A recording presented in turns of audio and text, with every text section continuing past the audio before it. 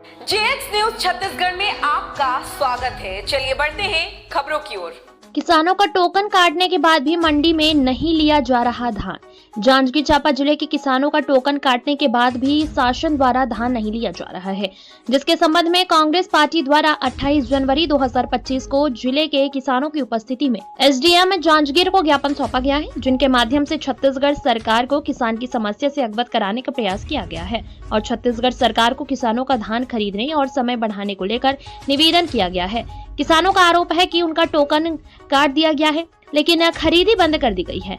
ऐसे में किसानों के ऊपर कर्ज बढ़ जाएगा और उनकी स्थिति अत्यंत ही दयनीय हो जाएगी। ज्ञापन सौंपने का कार्यक्रम में जिले के विधायक माननीय व्यास कश्यप की अगुवाई में संपन्न हुई। वहीं जिले के किसान संगठन के अध्यक्ष कमल निवासी सारखो ने किसानों की परेशानी से शासन को अवगत कराने का प्रयास किया गया। आइए सुनते हैं किसान क्या कहते हैं।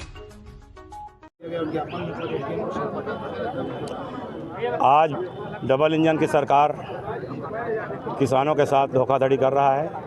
पहले तो यूरिया के नाम पर और टोकन का डेट देकर काट दिया जा रहा है और साथ साथ टोकन का डेट 15 तारीख से पोर्टल बंद कर दिया गया है, जबकि पुरानी सरकार और हमारी भूपेश बघेल की सरकार ने भी 31 तक खरीद की थी।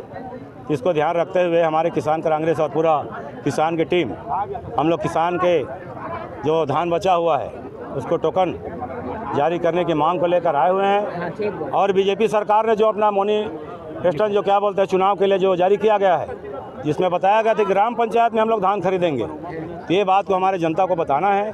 ग्राम पंचायत में धान खरीदने की बात और पेमेंट करने की बात थी, अब आज किसानों को नकदी भुगतान करने की बात थी। आज किसानों को टोकन के लिए भुगतना पड़ रहा है। आज किसान अपना हक की पूंजी साल भर की कमाई धान को बेचने के लिए मजबूर हो रहा है। इसके जवाबदार हमारे डबल इंजन की सरकार, सांसद सरकार इसके जवाबदार हैं। अब इसको सरकार को उखाड़ के फेंकने के संकल्प हमारे जितने किसान के, चाहे कांग्रेस के रहे कि कोई भी किसान के रहे, संकल्प लेके जाएंगे कि यहाँ से सांसद सरकार को छत्तीसगढ़ से ख़त्म करेंगे। और यही मांग है हमारे टोकन के डेट बढ़ाया जाए और सभी किसानों का धान एक एक दाना को खरीदने का जो वादा किया गया है। आज हमारा छत्तीसगढ़ धान का कटोरा के नाम से पूरा ऑल वर्ल्ड में जाना जाता है। ये बात को आज भूपेश बघेल की सरकार ने जो सिद्ध किया, इसको ये सांस है कि सरकार पीछे हट रही है, इसको याद दिलाना है और सब किसान को हित को काम करते हुए पूरा धान खरीदी की मांग करने के हम एसडीएम कार्यालय घेराव करने आए हुए हैं। आप लोगों की मांगें पूरी नहीं हुई तो आगे आप क्या? हाँ, उग्र आंदोलन करेंगे, क्योंकि हम किसान खुद हैं, मेरा खुद टोकन कटा नहीं है। तो हम लोग चाहते हैं कि किसान के एक एक दाना का खरीदने की बात किया गया है।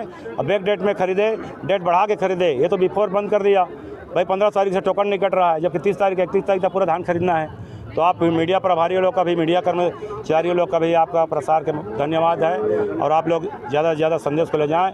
किसान विरोधी सरकार, ये बीजेपी की सरकार, इसको उठाड़ फेंकने का आह्वान हम लोग करते हैं। इसमें आप लोग सहयोग दें, इसके लिए आप लोग का बहुत बहुत धन्यवाद।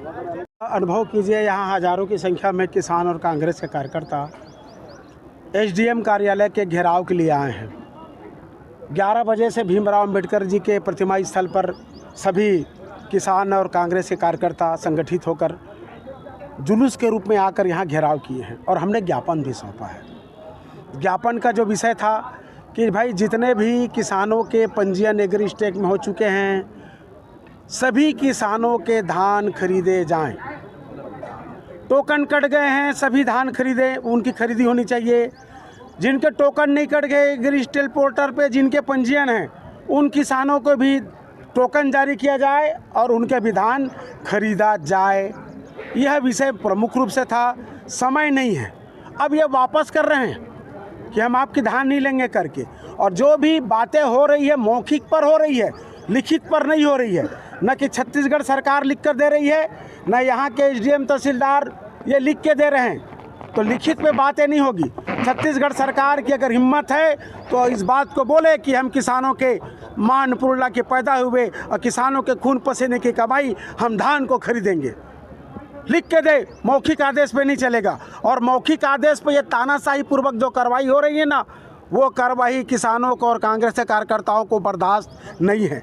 एक प्रारंभिक रूप से आज एसडीएम कार्यालय का घेराव था और आज ही अगर छत्तीसगढ़ सरकार कोई निर्णय नहीं ले पाती, 20% से अधिक किसान अभी तक अपने धान को बेच नहीं पाए हैं। टोकन कटा है वो भी नहीं बेच पाए, टोकन नहीं कट पाया है।